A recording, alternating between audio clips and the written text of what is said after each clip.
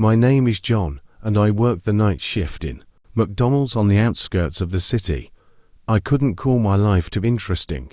During the day I studied. During the day I sometimes worked. And at night I sat in a restaurant where most of the customers disappeared in the dark after 2 hours. The night shifts were quiet. There were almost never any guests, except for a few random drivers or truckers. The first weeks I got used to the rhythm. Cleaning equipment, controlling orders through the speaker, cleaning the hall, sometimes lighting the parking lot. It seemed monotonous, but it didn't bother me.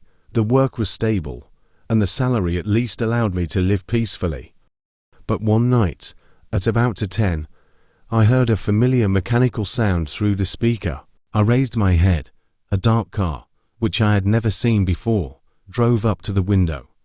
The driver spoke slowly, almost cautiously. "Good evening. I'd like a classic cheeseburger with coffee, please." His voice was quiet and calm, and calmly gave him his order. At first, I wrote everything off as a coincidence. People sometimes behave strangely, but that was just the beginning. A few days later, the situation was repeated. Same voice, same car, same order. I began to notice the details. The car always arrived between 2 and 3 o'clock in the morning. The window was lowered by almost a centimeter. The driver never looked at me. His face remained invisible, but I began to feel that his presence was watching me more than just making an order. One night, when I served him a burger, he said softly, "I hope you like this food, John." I froze. I didn't mention my name. I never told it to customers. I didn't know how he could know that. After that, I stood by the window for a long time, watching his car slowly disappear into the darkness of the road. The heart beats fast, the hands tremble.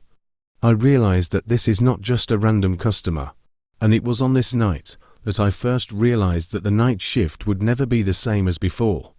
Nothing special happened for the next few nights. I tried to forget that voice and the strange car. But 3 nights after the first meeting, he returned. The same dark car drove up to the speaker, and I immediately recognized it by the characteristic ringing of the engine and the quiet, even voice. "Good evening, John. Again, a cheeseburger with coffee, please." I felt my heart stop for a moment. This time, he didn't just order food. He was watching me. Even though his eyes remained invisible, I seemed even less confident to him. My fingers trembled when I handed over the order. After this shift, I returned home and noticed a small note on my door, shot under the doorknob. On it was written in a black marker, "I know where you live. Don't forget your night shift." I sat down on the couch and looked at the note for a long time, trying to find at least some meaning. I had no enemies. I didn't do anything illegal. I was a normal guy working at McDonald's on the night shift. The next evening I went back to work, but now I was overcome by fear. I began to notice strange things even in the usual moments. Strange shadows behind the windows that did not belong to either customers or employees. Light scratches on the asphalt, which were not there before. And the worst, every time he appeared, my mind began to invent terrible scenarios. Imagine that you work in a regular fast food, and someone completely unknown knows your name and your habits. After the 3rd repetition, I began to notice a pattern. It appeared every other night between about 2 and 3 o'clock.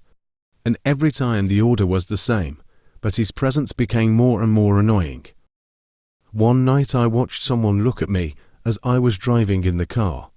And then I saw something in the rearview mirror that seemed impossible. Someone was standing behind the car, looking straight at me, but when I looked back, no one was there. The following nights, I put cameras in the parking lot and at the entrance, trying to capture the car or any traces of presence. But every time the shots were clean. No movement, no shadow, no car when I came before the shift. Gradually, the fear began to eat me from the inside.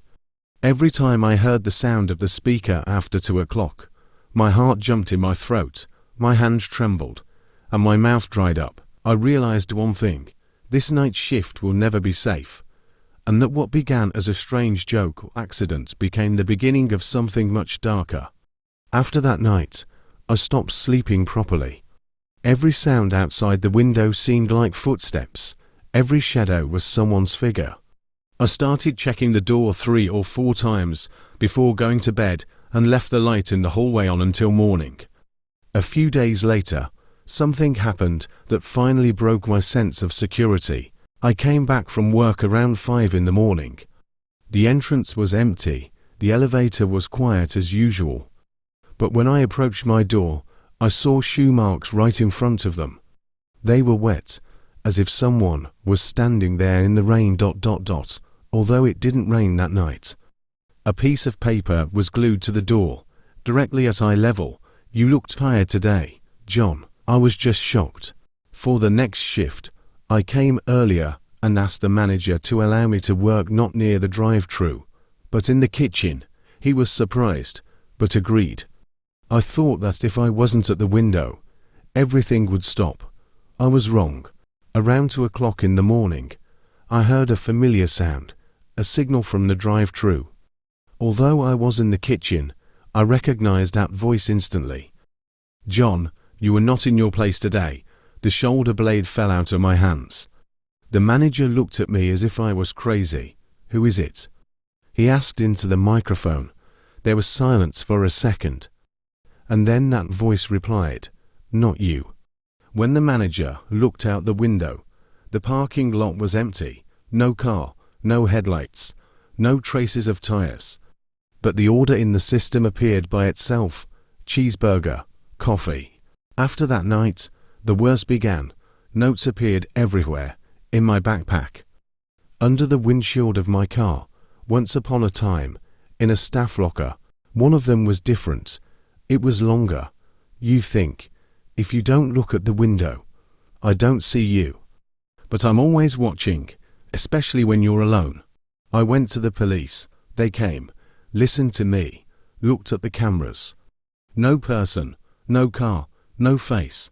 The officer looked at me sympathetically and said softly, "Maybe you should take a few days off." But I knew the weekend wouldn't change anything.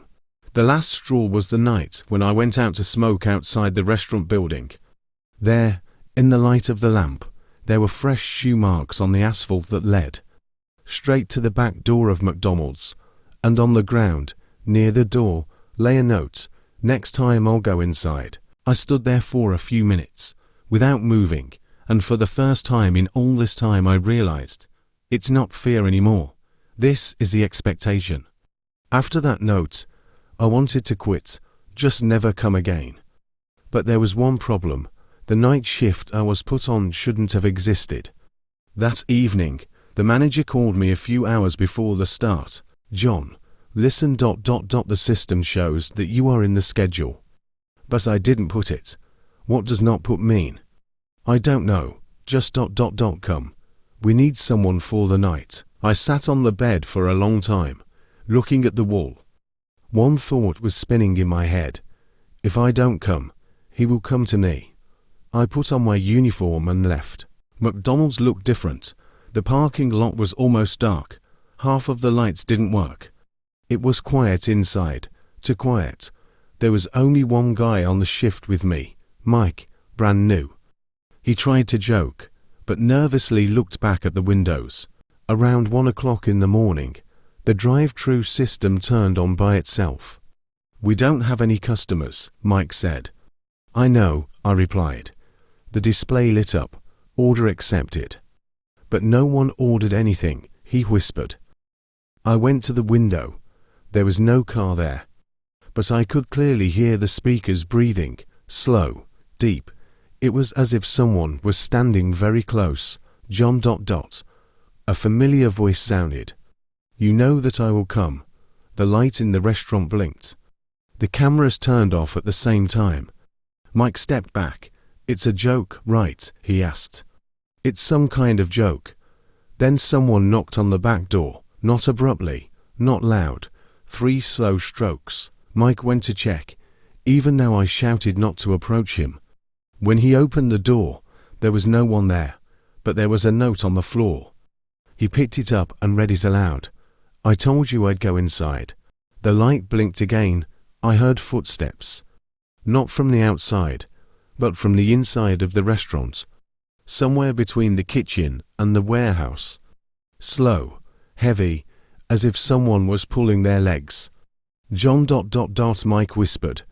There's someone there. We locked up in the hall, called the police. But while we waited, the worst thing happened. The system signaled again. The order is ready for delivery. I went to the screen. The name of the dish was not written there. Come to me. When the police arrived, the restaurant was empty. No traces, no notes. The cameras were working again, and only me and Mike were visible on the recordings, but no one else saw Mike. His name disappeared from the schedule. His uniform remained in the locker, as if he had never worked here. And in the system, that evening remained the last record. John, night shift, active. After that night, I couldn't work anymore. The police never found Mike, and all traces of his disappearance disappeared. His name disappeared from the graphics, and the form remained in the locker as proof that he was once. I decided to forget about McDonald's, quit and move. But something happened in my apartment that made it impossible. The first evening after moving to a new address, I received a letter without an envelope, put under the door. There was only one word on it. John. He knew my name, and he knew where I was. I locked myself inside, turned on all the lights, but the fear did not go away. My heart couldn't calm down. I felt like someone was watching from the dark. The next night I dared to look out the window. There was a car there, the same car, the same dark silhouette, far away, but he was looking straight at me, even though I couldn't see the face. And then I realized a terrible truth. It won't end. Orders, voice, steps, notes, everything was just the beginning. Whoever follows me could now come anytime, anywhere. I tried to call the police, to no avail. The cameras show nothing, the recordings disappear, the traces disappear. I don't work the night shift anymore. I don't go out after dark, but every time I hear the sound of metal or a motor, when the lamp blinks or the computer freezes, I know it is nearby. And you know what's the worst? He doesn't come for food. He's coming for me. I can't sleep. I can't leave the house. And worst of all, I feel like this cycle will be repeated forever. No matter what I do, wherever I move, he will always find me. Sometimes I hear how through the darkness, far away, but closer, a quiet but familiar voice sounds. John. Are you ready for the next shift?